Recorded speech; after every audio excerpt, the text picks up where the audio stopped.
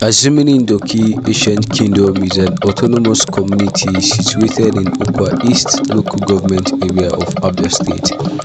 Azumini is one of the Ndoki clans located in Abia State amongst Akwete, Akirika, Obohia, Akanu, Umuogor, Mkpukpu Ile, and more, just to mention but a few.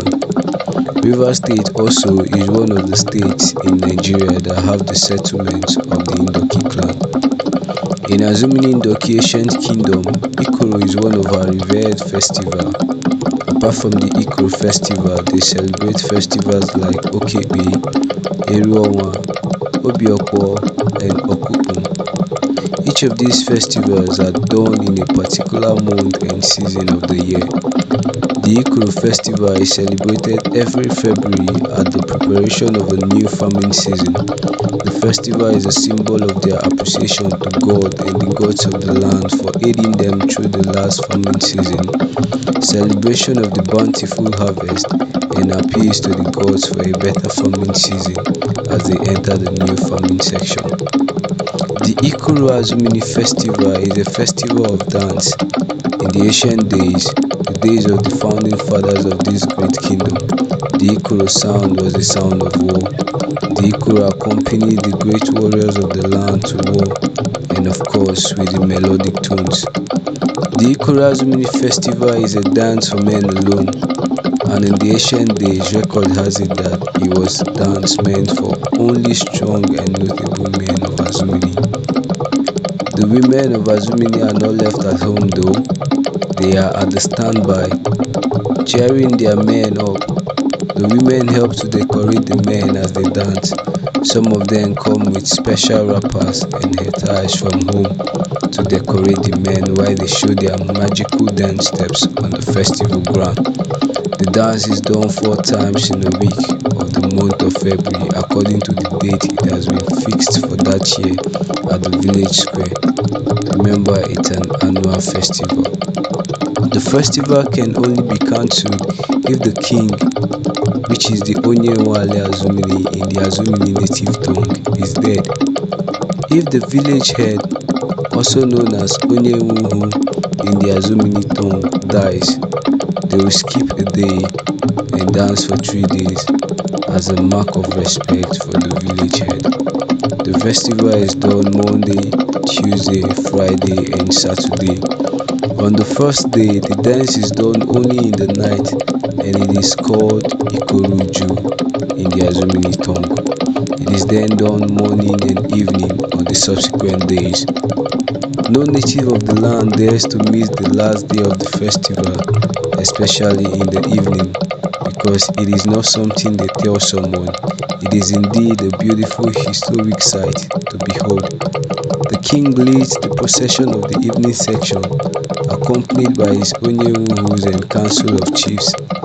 At the entrance of the nobles to the festival ground, they will first recognize the drummers in the Ikoro house, known as Oro Ikoro in the Azumini tongue, by giving them bottles of drinks and even money before they make it to their seats. As custom demands, the king and his village heads in the entourage of other chiefs and citizens of the land will dance round the village square, visiting each villages known as at their town hall known as Ohaobu in the Azumini native tongue. At his visit to each of the town halls, a member of that kindred will open a bottle of gin on their table, gives to the king in a gin glass known as Corporal Maya gin. This is a sign of respect and show of acceptance to the king by the people of that kindred. The king will accept the drink, takes a shot, and pass down to his village heads until a shot of gin gets to the last village head in the entourage. In the absence of the king, this rite is done by the next village head that is directly after the king in hierarchy. When they visit the last kindred town hall, the king will lead the entourage back to his seat, where he and his village heads will sit and watch the display of magnificent dance steps on the Ikoro dance floor. The king sits side to side with his village heads, three on both his left and right side, as he has six village heads that rule with him, each representing one of the six kindreds that make up the Azumini Ndoki Ancient Kingdom.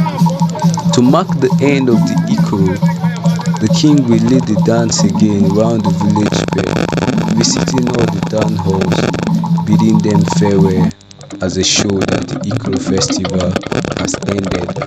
When the king is done with visiting the entire town halls, he is then carried on the shoulder of a very strong and honorable man that will take him from the Amobu to his palace.